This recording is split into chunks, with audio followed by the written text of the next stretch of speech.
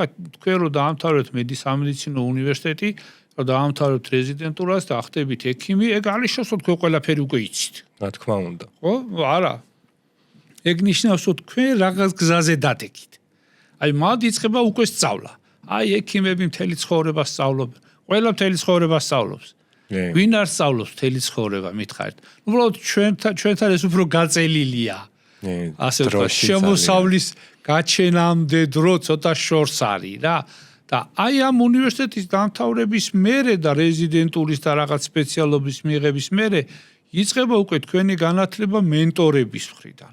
განყოფილების ხელმძღვანელი, ვინც არის კათედრის ხელმძღვანელი თუ აკადემიური პერსონალი ხდებით, თქვათ დისერტაციას იცავთ, დისერტაციის ხელმძღვანელი, ეს ხალხი უკვე ჩვენ გვასწავლის შემდგომ ცხოვრებას.